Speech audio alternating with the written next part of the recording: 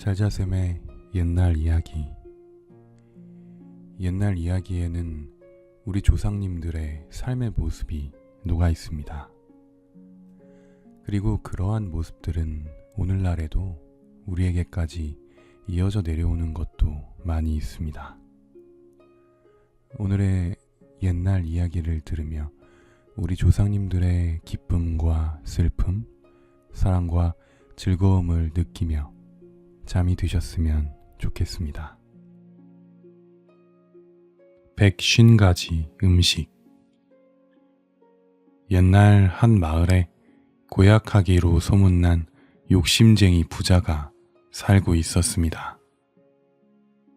사람들은 그 부자를 무척 싫어하였지만 그 부자에게 돈을 빌리거나 신세를 지는 일이 많아 함부로 할 수 없었습니다. 어느 날 부자는 돈을 빌려간 농부를 불러다 놓고 마구 닥달을 해대고 있었습니다. 네 이놈아, 돈을 갚기로 한 날이 언제인데 아직도 빚을 갚지 않는 것이냐? 당장 빚을 갚아라. 못 갚겠으면 설날 아침에 내 입맛에 맞는 음식이나 한 상 잘 차려오도록 해라. 아니, 돈은 없었는데 차라리 잘 되었구나. 음식을 만들어서 빚을 없애야겠다. 농부는 빚 갚을 돈은 없어도 설날에는 음식 장만을 해야 하니 잘 되었다고 생각했습니다. 네, 알겠습니다. 그럼 설에 음식 대접을 대신 하도록 하겠습니다. 그러자 부자는 농부를 노려보며 말했습니다. 그래, 설날 아침상을 차려오도록 해라. 그런데 조건이 하나 있다. 어떤 조건인지요? 상 위에는 반드시 150가지 음식이 올라야 한다. 네? 음식을 150가지를요? 그렇다. 만약 단 한 가지라도 빠지면 가만두지 않을 테니 그리 알아라. 아마 몇십 가지도 음식을 제대로 못해가지고 오겠지. 그럼 그걸 맛있게 먹고 빚은 빚대로 받아야겠다. 부자는 음식은 음식대로, 빚은 빚대로 받아내려는 속셈이었습니다. 당장 오늘 저녁 먹을 것도 걱정인 내게 150가지나 되는 음식을 차려내라니 이를 어찌할꼬. 집에 돌아온 농부는 땅이 꺼져라 한숨을 내쉬면서 고민하다가 그만 병이 나고 말았습니다. 그러자 농부의 아들이 걱정스러운 얼굴로 물었습니다. 아버지, 무슨 일인지 제게 말씀해 주세요. 아니다. 네가 어떻게 해결할 수 있는 일이 아니야. 괜한 걱정 말거라. 농부가 돌아 누우며 다시 한숨을 내쉬었습니다. 혹시 압니까? 저에게 좋은 수가 생길 수도 있잖아요. 농부는 마지못해 낮에 있었던 일을 아들에게 말해 주었습니다. 그러자 농부의 아들이 곰곰이 생각을 하더니 하하하 웃으며 말했습니다. 아버지, 잘 되었어요. 제가 알아서 할 테니 아무 걱정 마세요. 그게 정말이냐? 아니 무슨 좋은 수가 있는 게냐? 괜히 너까지 말려들까봐 걱정이 된다. 걱정 마세요. 아주 좋은 방법이 있어요. 들어보세요. 농부의 아들은 농부에게 자신의 생각을 말해 주었습니다. 설날이 되자 농부는 부자에게 갔습니다. 자, 제가 빚 대신 150가지 음식을 차려놓았으니 저희 집에 가시지요. 그 말을 들은 부자는 고개를 갸우뚱하였습니다. 아니, 정말로 150가지 음식을 차렸느냐? 네, 틀림없이 150가지 음식을 차렸습니다요. 아니, 가난한 농사꾼이 무슨 수로 150가지나 음식을 차렸지? 도둑질이라도 한 건가? 부자는 의심스런 표정으로 농부의 집으로 갔습니다. 부자가 집에 들어서자 농부의 아들이 상을 내오며 상냥하게 말했습니다. 말씀하신 대로 150가지 음식을 차렸으니 맛있게 드세요. 그런데 부자 앞에 놓인 음식은 달랑 2가지뿐이었습니다. 부자가 눈을 부릅뜨며 소리쳤습니다. 뭐? 150가지 음식이라고? 고작 2가지뿐이지 않은가? 감히 나를 놀리다니. 당장 빚진 돈을 내와. 얼굴이 울그락불그락해진 부자에게 농부의 아들이 웃으며 말했습니다. 왜 그러세요? 이 김치는 백김치이고 저 가지나물은 가지나물입니다. 백김치와 가지니 150가지 음식이 아니고 뭐겠습니까? 부자는 순간 머리를 한 대 맞은 것처럼 아무 생각이 나지 않았습니다. 한참을 농부의 아들을 바라보다가 어이가 없다는 듯 말했습니다. 뭐라고? 기가 막혀서 말이 안 나오는구나. 그러자 농부의 아들이 태연하게 웃으며 말했습니다.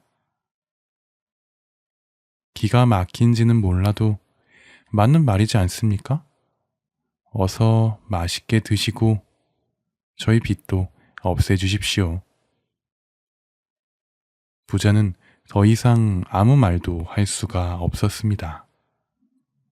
그렇게 빚도 받아내고 음식도 받아내려던 부자는 농부의 아들의 지혜에 반찬 2개 올려진 밥상을 받고 결국 농부의 빚을 없애주게 되었다고 합니다.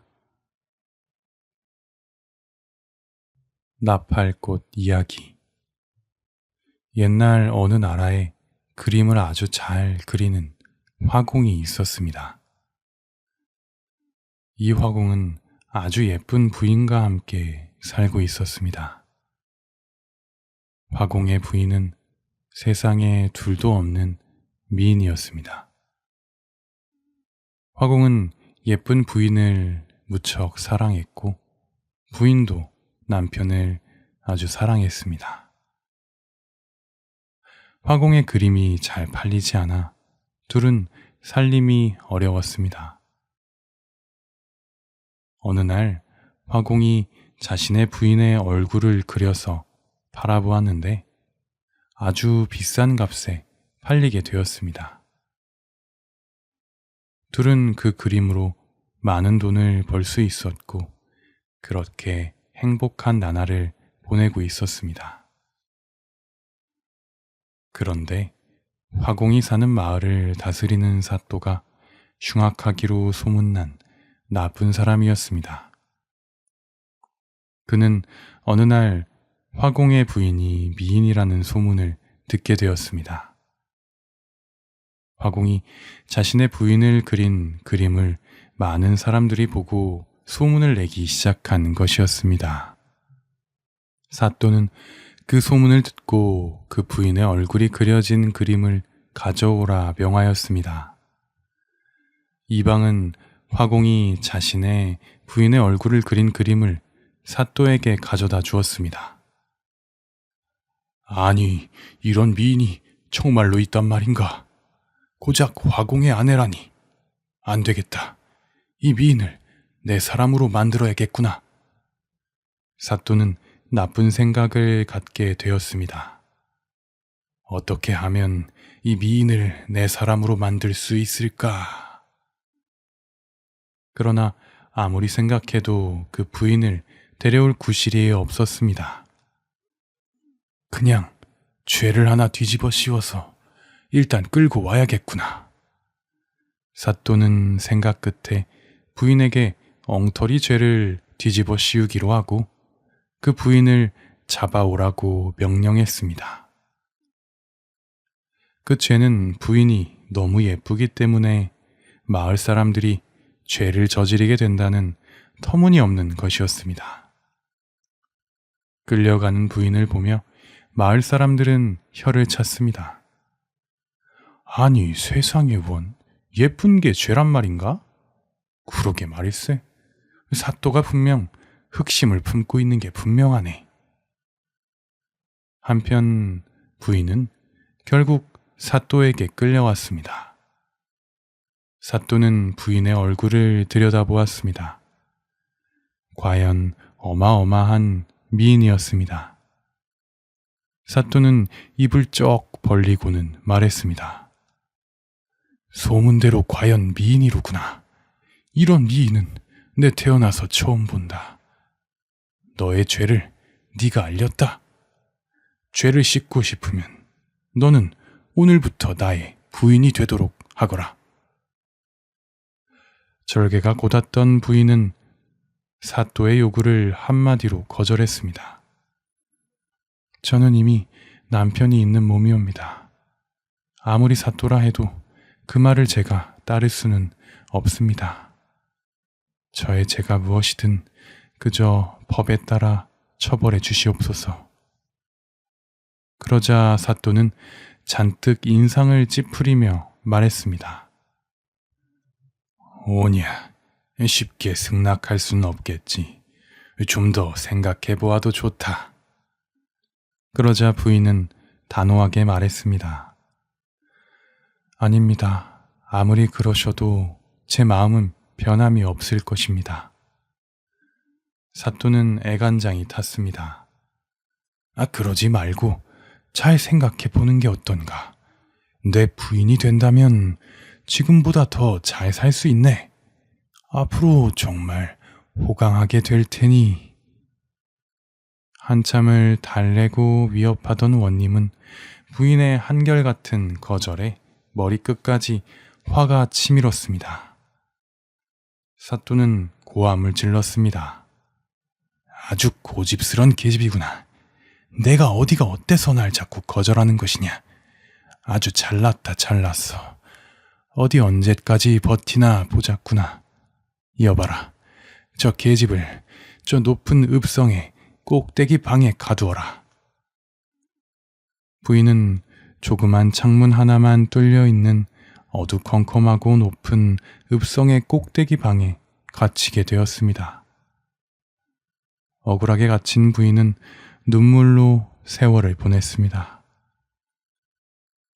한편 졸지에 아내를 뺏긴 화공은 원통에서 견딜 수가 없을 지경이었습니다. 아내가 높은 창고방에 혼자 갇혀 지내는 것을 생각하니 너무나 슬프고 가슴이 아팠습니다. 이럴 수가. 부인, 미안하오. 미안하오. 내가 부인의 그림을 그리지만 않았어도. 화공은 모든 것이 자신의 부인이 그림을 그려서 내다 팔았기 때문이라 자책했습니다. 화공은 결국 괴로움 때문에 미쳐버리고 말았습니다. 미친 화공은 며칠 동안 방에 틀어박혀 온 힘을 다해 그림 한 장을 그렸습니다.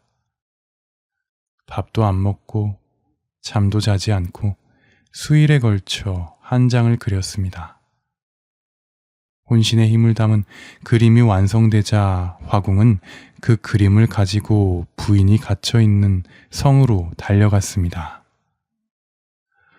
화공은 그 그림을 성벽 밑에 파묻고 높은 성벽만 바라보다가 결국은 그 자리에 쓰러져 죽고 말았습니다. 아내는 남편이 성 밑에서 죽은 것도 몰랐습니다. 그런데 아내에게 이상한 일이 일어났습니다. 아내는 며칠 동안 계속 똑같은 꿈을 꾸었던 것입니다. 남편이 꿈에 나타나서는 이렇게 말했습니다.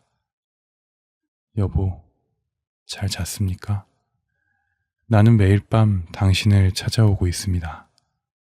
그런데 당신과 만나기 직전이면 그때마다 금세 아침이 되어 당신이 잠을 깨는 바람에 할 말을 못하고 떠나게 되는구려. 하는 수 없이 또 내일까지 기다려야 할까 봅니다.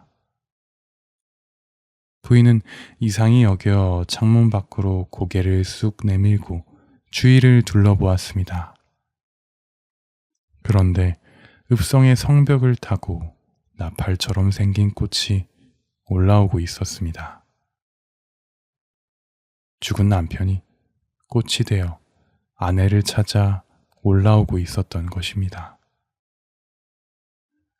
나팔꽃은 지금도 한 곳으로 향한 그리움을 나타내려는 듯이 위로 감겨 올라가면서 피고 있습니다.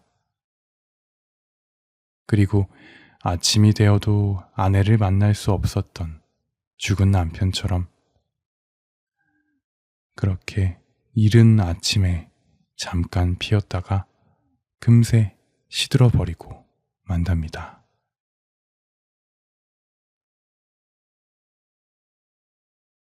대동강 물을 판 김선달.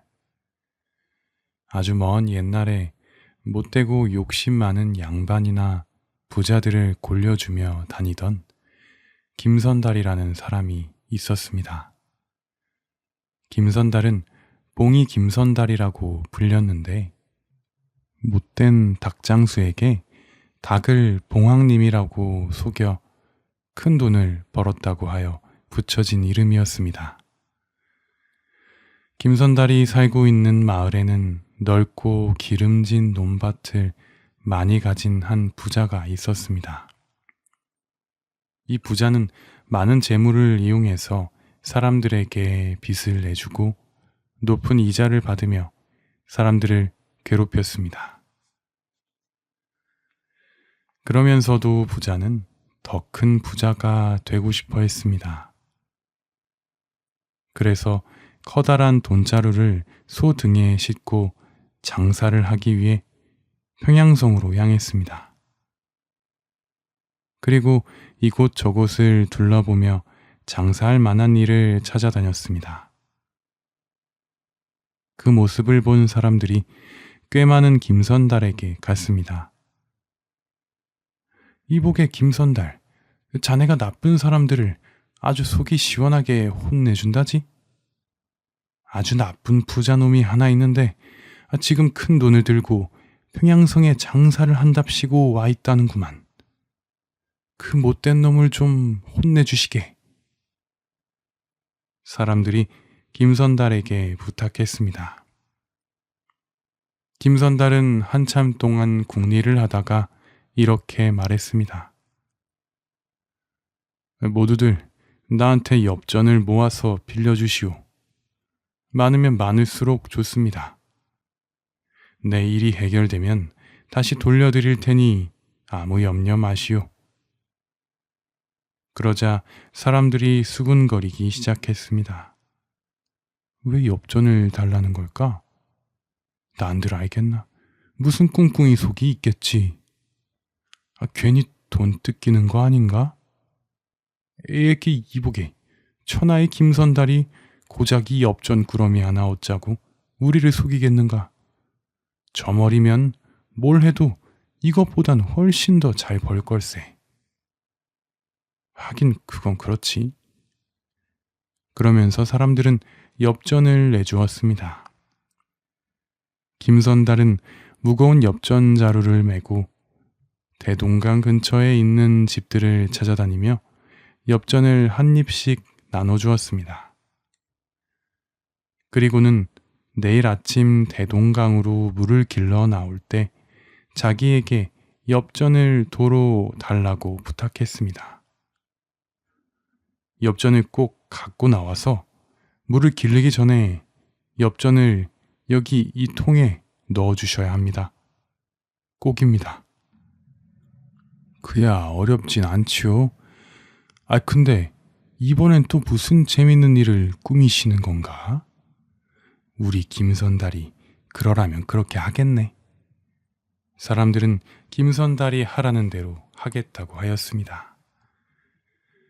다음날 아침 부자는 바람이 살랑살랑 불어오는 대동강가로 갔습니다.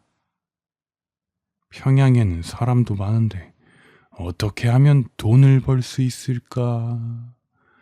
돈 벌 생각으로 밤을 꼬박 새운 부자는 대동강 앞에서 신기한 장면을 보게 되었습니다. 아니, 저게 뭐지? 부자는 정신이 번쩍 들었습니다. 대동강 물을 길러온 사람들이 대동강 물가 앞에 쭈그려 앉은 젊은 사람 옆에 있는 통에다가 엽전을 한 잎을 넣은 뒤에야 물을 퍼담는 것이었습니다. 삽시간에 나무통에 엽전이 가득 차는 것을 본 부자는 생각했습니다. 그래. 저거라면 아주 큰 부자가 될 수 있겠구나. 대동강 앞에 앉아서 엽전을 받고 있는 젊은이는 김선달이었습니다. 부자는 김선달에게 다가가 말했습니다. 이보시오. 나한테 파시오. 아니, 무얼 팔라는 말이오? 김선달은 시치미를 뚝 떼고 물었습니다.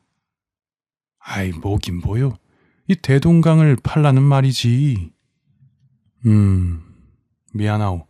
나는 이 대동강을 팔 생각이 없습니다. 이 귀한 것을 내가 왜 판단 말이오? 그러자 부자는 안달복달하며 말했습니다. 아, 그러지 말고 값을 불러보시오. 내가 얼마를 주던지 꼭 사야겠소. 얼마까지 줄 수 있소이까? 팔지는 않을 건데 한번 드러나 봅시다. 그러자 부자가 10손가락을 펴며 말했습니다. 당신이 오늘 아침에 번 돈에 100배를 드리리다. 에이, 말도 안 되는 소리 마시오. 안 들은 걸로 하겠소. 김선달은 딱 잘라 거절했습니다. 이 대동강 물은 우리 집안 대대로 내려오는 보물이오. 그런데 그걸 그런 헐값에 팔라니 이 말도 안 되는 소리. 아, 제발. 그럼 내가 가진 전 재산을 드릴 테니 제발 나한테 파시오. 조바심이 난 부자가 졸라대자 김선달은 못 이기는 척하며 부자의 돈자루를 모두 받고 대동강을 팔았습니다. 대동강이 이제 내 것이 되었구나. 부자는 너무나 신이 나서 대동강 앞에서 덩실덩실 어깨춤을 추었습니다. 평양에 오길 역시 잘했구나. 이런 횡재를 하게 될 줄이야. 내일부터는 그냥 앉아서 돈을 벌게 생겼구나. 부자는 돈을 많이 벌 기대에 밤을 꼴딱 새웠습니다. 다음날 아침 부자는 들뜬 마음으로 대동강가로 갔습니다. 부자는 돈통을 옆에 놓고 앉아서 사람들이 물을 기르며 엽전을 자신의 통에 넣기를 기다렸습니다. 그런데 어찌된 일인지 사람들은 어제와 달리 돈을 내지 않고는 마음대로 물을 퍼다 막았습니다. 부자는 화가 나서 눈을 크게 부릅떴습니다. 오늘부터 내가 이 대동강의 주인이오. 그러니 나한테 이 물값을 내시오. 부자는 고래고래 소리를 질렀지만 사람들의 비웃음만 살 뿐이었습니다. 저 사람 뭐라는 거야? 물값을 내라는데? 뭔 소리지? 부자는 화가 치밀어 올라 목청껏 소리를 질러댔습니다. 뭔 소리냐니? 아니, 어제는 당신들이 물값을 이 통에다 내지 않았소. 그러자 사람들이 하하하 웃으며 말했습니다. 아이고, 어제 봉이 김선달한테 대동강을 샀다는 사람이 당신이구려? 아주 웃기는 양반이구만. 아니, 이 강을 살 바에야 저기 하늘에 뜬 저 태양을 사지 그랬소? 뭐? 아니 그자가 봉이 김선달이라고. 부자의 얼굴이 붉게 달아올랐습니다. 아이고, 그자가 그 유명한 봉이 김선달이었구나. 이럴 수가. 내가 속았구나, 속았어. 난 망했다. 아이고, 아이고. 부자는 가슴을 탕탕 치면서 풀썩 주저앉아 울었습니다. 사람들은 물을 길러가며 그런 부자를 쯧쯧 혀를 차며 불쌍히 바라보았습니다. 똥진 너구리. 어느 산 속에 매일 빈둥빈둥거리며 놀기만 좋아하는 너구리가 한 마리 살고 있었습니다. 겨울이 가까워지자 동물들은 겨울 준비를 하느라 정신없이 바빴습니다. 오소리도 부지런히 겨울을 보내 굴을 팠습니다. 그런데 오소리가 열심히 굴을 파는 옆에서 너구리가 태평하게 잠을 자고 있었습니다. 오소리는 너구리가 걱정되어 말했습니다. 어이 너구리, 그러다 얼어 죽겠네. 어서 굴을 파야지. 아, 그래야지. 하지만 게으른 너구리는 굴을 파기가 너무 싫었습니다. 오소리의 걱정에도 너구리는 매일매일 나무 아래에서 낮잠만 잤습니다. 그러는 사이 추운 겨울이 닥쳐왔습니다. 엎친 데 덮친 격으로 사냥꾼들이 추워져서 행동이 굼떠진 동물들을 잡겠다고 산속을 뒤지기 시작했습니다. 너구리는 사냥꾼들을 피해 눈보라 속을 헤매다가 오소리 집을 찾아갔습니다. 오소리야, 너무 춥고 배가 고프다. 제발 나 좀 도와주라. 너구리는 오들오들 떨면서 사정을 했습니다. 옳지, 저 녀석을 집에 두고 겨우내 부려먹어야겠군. 마침 오소리도 추워서 문 밖에 나가기가 싫었던 참이었습니다.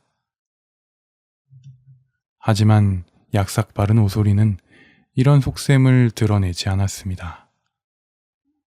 보다시피 우리 집이 좁아서 안 되겠네. 이를 어쩐다. 오소리는 그렇게 이야기하며 슬쩍 너구리의 표정을 살폈습니다. 오소리야, 아무데라도 좋으니 제발 딱 이 겨울만 날 수 있게만 해주라. 너구리가 불쌍한 표정을 지으며 사정사정하자 오소리가 못 이기는 척 말했습니다. 내가 땀 흘려 굴을 파고 먹을거리를 준비할 때 자네는 펑펑 놀기만 했네. 그러니 내가 자네를 공짜로 먹여줄 수는 없지 않겠나? 그럼 내가 너무 억울하지. 그렇고 말고 뭐든지 시켜만 주면 나는 다 할 수 있네. 정말인가? 뭐든지 다 할 수 있다고? 그런 말이네. 혹시 내 똥을 받아낼 수 있겠나? 내가 굴 파느라 힘을 다 써버려서 내 똥을 치울 힘이 없어서 그러네. 너구리는 잠시 생각하더니 대답했습니다. 아이고 네, 품부대로 합지요. 그날부터 너구리는 오소리 꽁무니 밑에 등을 대고 똥을 받아내며 겨울을 보내게 되었습니다. 그 뒤로 이렇게 가진 것 없이 남의 뒤치다꺼리를 해주면서 얻어먹는 사람을 놀리는 말로 똥진 너구리라고 부르게 되었다고 합니다.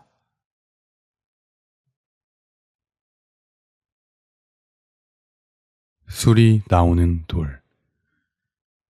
옛날 어느 나라에 나랏일을 아주 열심히 하는 관리가 있었습니다. 이 관리는 나란 일이 너무 바쁘다 보니까 집안일에는 제대로 신경을 쓰지 못하였습니다. 어느 날 관리의 아들이 혼인을 약속한 아가씨를 데리고 와서 말했습니다. 아버님, 저도 이제 장가갈 나이가 되었습니다. 이 아가씨와 혼인을 해야겠으니 허락해 주십시오. 뭐라고? 네가 지금 몇 살인데 장가를 간단 말이냐? 관리는 아들 나이도 제대로 모를 정도로 집안에는 관심이 없던 것이었습니다. 그래서 아들이 아직 나이가 어리다고 생각했습니다. 아버님, 제 나이가 벌써 25입니다요. 혼인을 했어도 진작에 했을 나이란 말입니다. 하지만 관리는 갑자기 아들을 크게 꾸짖었습니다. 아니, 이 녀석아, 너는 아직 과거도 보고 해야 할 일이 많은데 갑자기 혼인이라니 당치도 않다. 아버지의 반대에도 아들은 뜻을 꺾으려 하지 않았습니다. 아버님, 저는 포기할 수 없습니다. 저는 이 아가씨와 꼭 혼인하겠습니다. 그러자 관리는 아들을 노려보며 말했습니다. 오냐, 내 말을 듣지 않겠다면 이제부터 넌 내 아들이 아니다. 당장 썩 나가라. 나가서 혼인을 하든 뭐를 하든 네 마음대로 하거라. 관리는 아들에게 호통을 쳤습니다. 그래도 관리의 아들은 뜻을 굽히지 않고 그 아가씨와 혼인을 했습니다. 이 사실을 알게 된 관리는 정말로 자신의 아들을 집에서 내쫓아 버렸습니다. 그로부터 몇 년 뒤, 온 나라에 심한 가뭄이 들었습니다. 나라의 농사 일을 담당했던 이 관리는 하루도 빠짐없이 제발 비가 내리길 빌었지만 하늘은 무심하게도 비 한 방울 내려주지 않았습니다. 이게 다 저 관리 때문이야. 나란 일을 제대로 안 하니까 하늘이 노한 거지. 날마다 부지런을 떠는 이 관리를 눈엣가시로 여기던 다른 관리들은 나란 일을 열심히 하는 관리를 이때다 싶어서 모함하였습니다. 결국 왕은 그 관리를 쫓아내게 되었습니다. 갑자기 벼슬자리에서 쫓겨난 관리는 앞으로 살아갈 일이 막막했습니다. 워낙 나란 일에만 관심이 있었지 돈에는 관심이 없었고 깨끗하고 정직하게 살았기 때문에 모아놓은 재산도 하나도 없었습니다. 벼슬을 잃은 그 관리는 할 수 없이 가족들을 거느리고 길을 떠났습니다. 그러다가 우연히 자신이 쫓아낸 아들 집에 이르렀습니다. 그동안 그 관리와 아들은 오랫동안 소식도 모른 채 살아왔습니다. 자신의 집 앞에 와 있는 가족들과 아버지를 보더니 아들이 깜짝 놀랐습니다. 아니, 아버님 아니십니까? 아들은 깜짝 놀라며 아버지와 형제들을 따뜻하게 맞아주었습니다. 하지만 아들도 사는 형편이 넉넉하지 않았습니다. 이를 어쩌면 좋지? 아버지와 형님들, 가족들이 다 오셨는데 제대로 대접을 할 수 없으니 이게 무슨 꼴인가? 비어있는 쌀독을 보고 아들이 크게 한숨을 내쉬었습니다. 이를 본 관리의 며느리는 말했습니다. 제 머리를 잘라 장에 내다 팔고 저녁 지을 쌀을 구해오겠습니다. 그렇게 며느리는 장터에 나가 머리를 잘라 쌀을 구해 집으로 돌아오는 길이었습니다. 며느리는 쌀을 머리에 이고 걸음을 재촉했습니다. 그러다가 그만 돌부리에 걸려 넘어지는 바람에 쌀을 땅바닥에 쏟고 말았습니다. 아이고, 이를 어째 이 귀한 쌀을. 며느리는 땅바닥에 흩어진 쌀을 재빨리 주워 모으기 시작했습니다. 쌀 한 톨이라도 놓칠세라 길 위에 먼지까지 쓸어 모았습니다. 그런데 열심히 주워 모으던 며느리의 손에 쌀이 박힌 돌이 하나 잡혔는데 뭔가 이상했습니다. 이게 뭐지? 며느리가 쌀이 박힌 돌을 들어 올리는 순간 그 돌에서 맑은 물이 흘러나왔습니다. 이상하네. 돌에서 물이 흘러나오다니. 며느리는 그 돌을 집으로 가지고 왔습니다. 아버님, 돌에서 계속 물이 나오니 참 이상한 돌도 다 있지요? 그렇구나. 세상에 이런 신기한 돌은 처음이구나. 이 물은 무엇일꼬? 관리는 며느리가 건네준 돌에 고여있는 물맛을 보았습니다. 오호, 이건 아주 맛이 기가 막힌 술이구나. 그 돌은 술이 흘러나오는 신기한 돌이었습니다. 따르고 또 따라도 돌에서는 계속 술이 흘러나왔습니다. 심지어 맛도 아주 좋았습니다.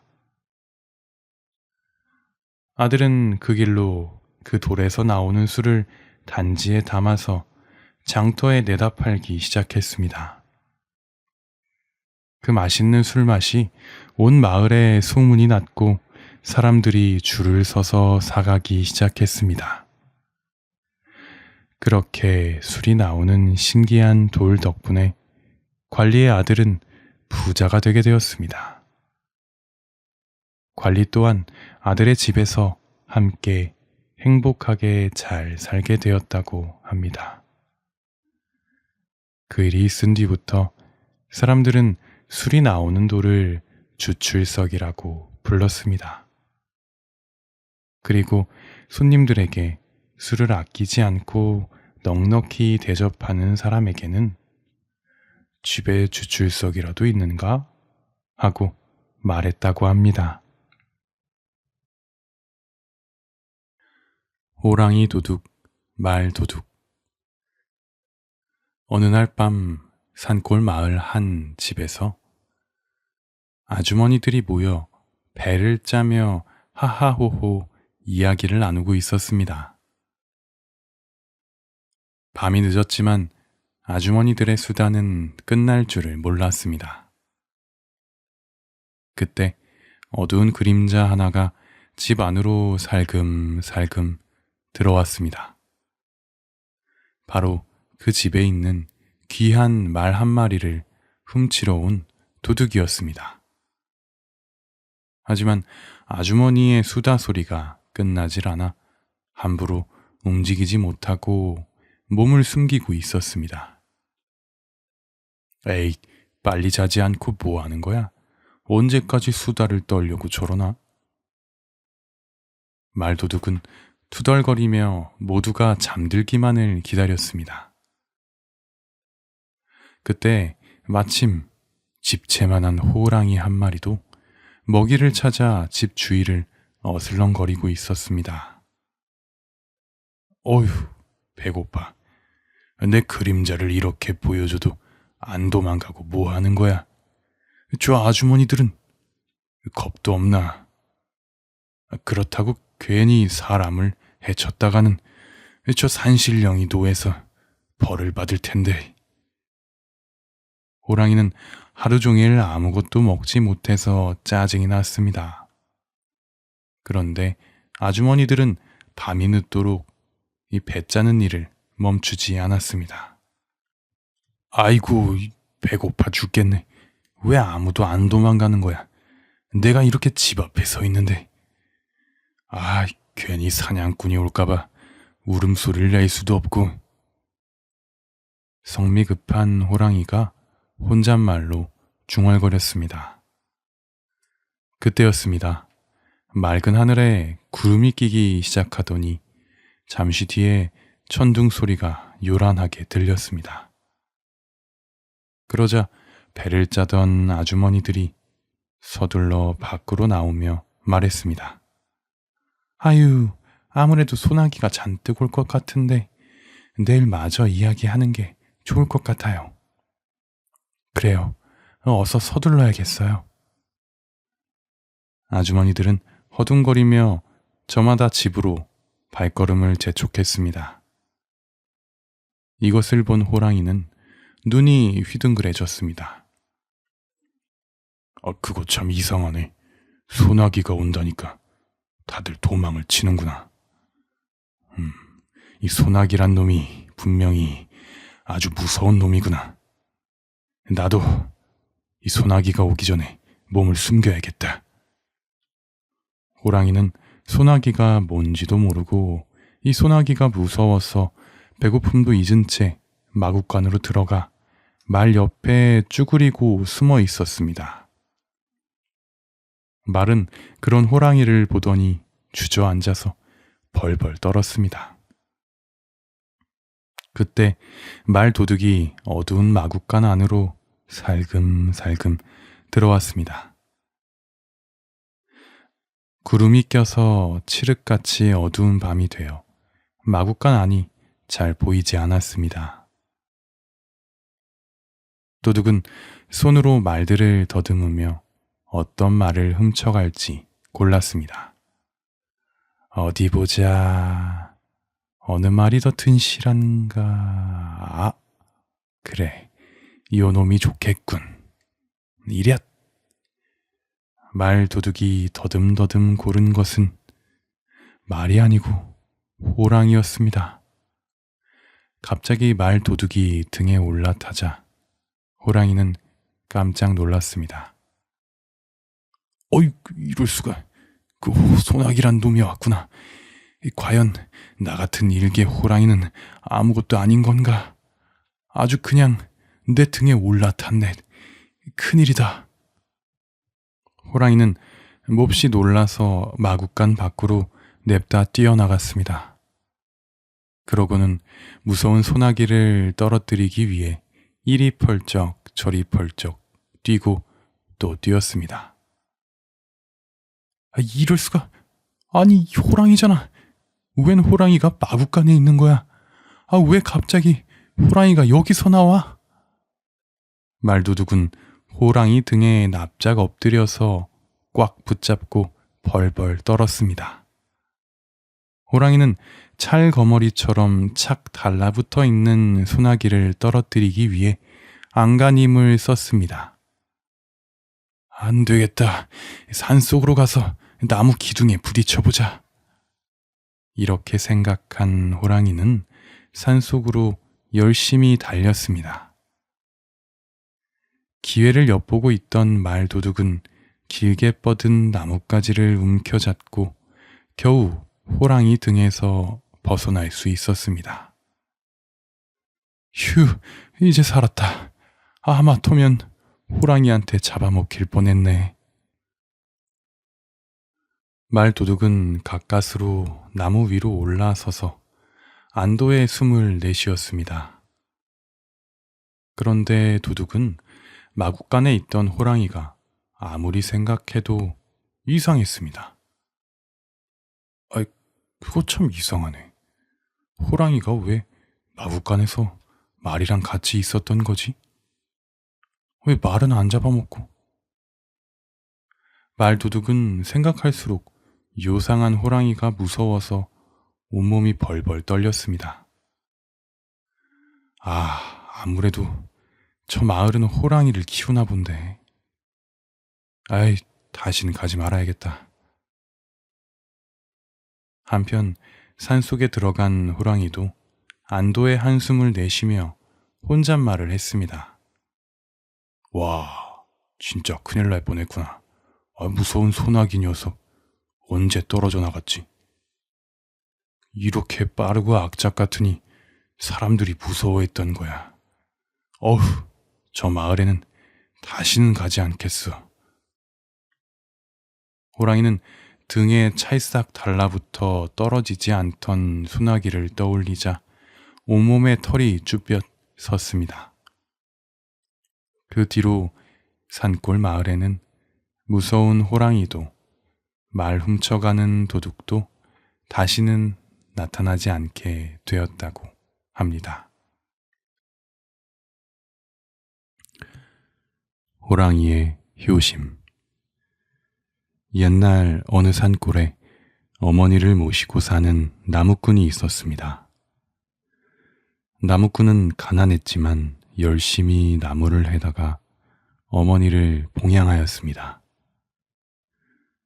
나무꾼은 하루도 쉬지 않고 나무를 하러 다녔습니다. 그날도 어김없이 나무꾼이 깊은 산 속에서 나무를 하고 있었습니다. 그런데 갑자기 어흥 하는 소리와 함께 집채만한 호랑이 한 마리가 나타났습니다. 으악, 호랑이다! 나무꾼은 놀라 바닥에 털썩 주저앉고 말았습니다. 마침 잘 만났구나. 내가 몹시 배가 고프구나. 호랑이는 입을 쩍 벌리고 나무꾼을 집어삼키려고 하였습니다. 나무꾼은 너무 무서웠지만 분명 살아나갈 수 있는 방법이 있을 것이라 생각했습니다. 그리고 나무꾼은 한 가지 꾀를 생각해냈습니다. 아이고, 형님, 드디어 형님을 뵙게 되었습니다. 제가 얼마나 찾아다녔는지 아십니까? 그동안 잘 지내셨어요? 나무꾼은 넙죽 절을 하며 호랑이에게 말했습니다. 눈에는 눈물까지 흘리고 있었습니다. 호랑이는 어리둥절해 하면서 나무꾼을 쳐다보았습니다. 뭐, 내가 왜 너의 형이란 말이냐? 나는 짐승이고 너는 사람인데 내가 어떻게 네 형이라는 거야? 정신이 나간 게로구나. 호랑이는 다시 발톱을 세우며 산이 쩌렁쩌렁 울리도록 그 나무꾼에게 호통을 쳤습니다. 하지만 나무꾼은 겁먹지 않고 계속 말을 이어갔습니다. 형님, 그게 무슨 말씀이세요?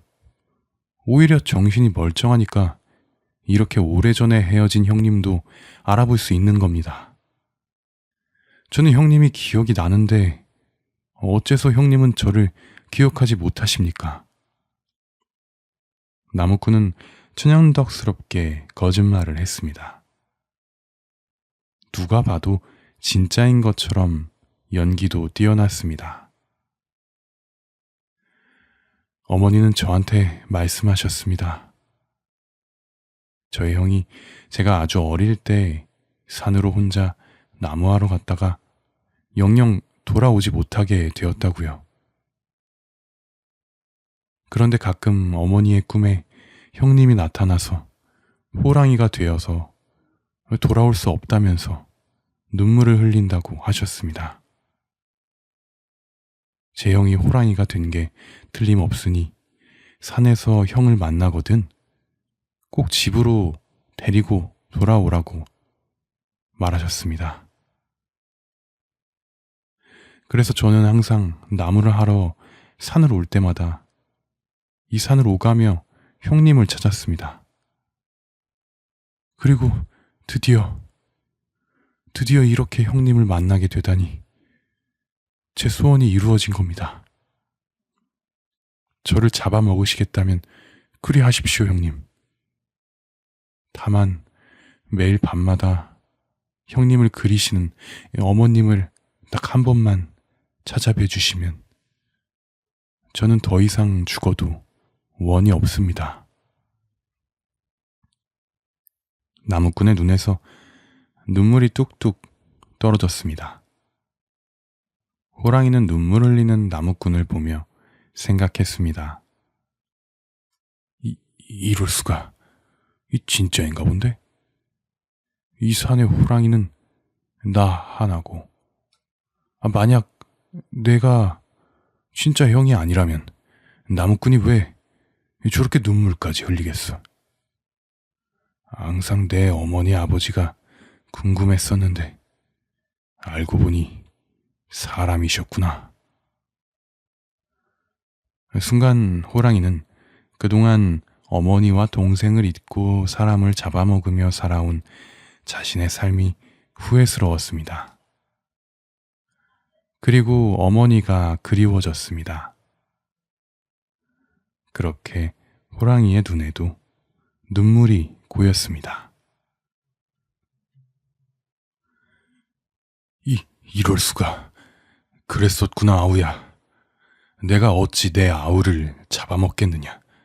그래, 어머님은 건강하시냐? 그럼요. 하지만 어머니는 형님 생각에 눈물 마를 날이 없으시답니다.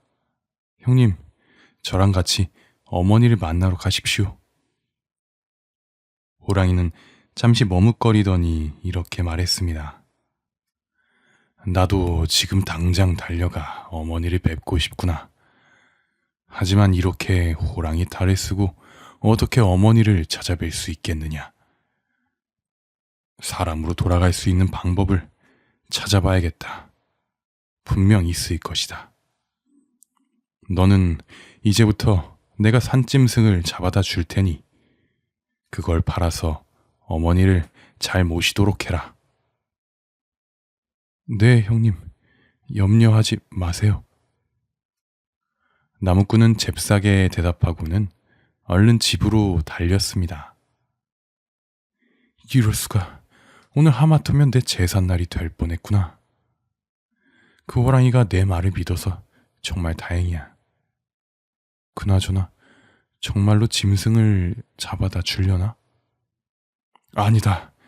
거짓말인 걸 알아차리기 전에 이 산골을 떠나야겠구나. 분명 곧 알아차릴 거야. 나무꾼은 그렇게 당장 내일 짐을 챙겨서 어머니와 마을을 떠날 생각을 하였습니다. 그런데 그 뒤로 밤이 되면 나무꾼의 집 마당에는 어김없이 호랑이가 잡은 짐승이 놓여 있었습니다. 비가 오나 눈이 오나 변함이 없었습니다. 덕분에 나무꾼은 어머니에게 끼니 때마다 고기 반찬을 해드리고 가죽을 팔아서 어머니를 편안히 모실 수 있었습니다. 이럴 수가. 이 호랑이가 정말 나를 자기 아우로 생각하는구나. 나무꾼은 짐승을 놓고 가는 호랑이의 그림자밖에 볼 수 없었습니다. 호랑이는 어머니가 놀라실까봐 아우와 어머니가 잠을 자는 꼭두 새벽에만 짐승을 매번 가져다 놓았기 때문입니다. 그렇게 몇 년 뒤에 어머니가 세상을 떠나시게 되었습니다. 그리고 그 사실을 안 호랑이는 더 이상 산짐승을 불어다 놓지 않았습니다. 아니, 왜 산짐승을 물어다 놓지 않는 거지? 무슨 일이 생긴 건가? 이상하게 여긴 나무꾼이 산으로 올라가 호랑이를 찾았지만 몇 년 전에 만났던 호랑이는 산을 다 뒤져보아도 보이지 않았습니다. 형님! 형님! 아니, 도대체 어디로 간 걸까? 산을 옮겨간 건가? 그렇게 나무꾼이 산을 헤매다가 한 동굴을 발견했습니다. 그런데 그 동굴에서 꼬리에 배 헝겊을 묶은 새끼 호랑이 3마리를 보게 되었습니다. 나무꾼이 의아해하며 물었습니다. 너희들은 왜 꼬리에 배 헝겊을 메었느냐? 그러자 새끼들이 대답했습니다. 우리 할머니는 사람인데 얼마 전에 돌아가셨어요. 그러니까 아버지가 아무것도 안 드시고 울기만 하시다가 아버지도 그만 병이 나서 돌아가셨죠. 그래서 꼬리에 배 헝겊을 메고 있는 거예요. 새끼 호랑이들은 눈물을 글썽거렸습니다. 그랬구나. 정말 나와 어머니를 가족처럼 생각해 주었구나. 고맙다. 나무꾼은 자신의 어머니에게 정성을 다하다가 죽은 호랑이의 효성에 크게 감동했습니다. 그래서 죽은 호랑이의 뼈들을 정성스럽게 모아서 어머니의 무덤 옆에 잘 묻어주었습니다. 그리고 매해마다 형님으로 대접하며 어머니의 기일날 함께 제사를 올렸다고 합니다.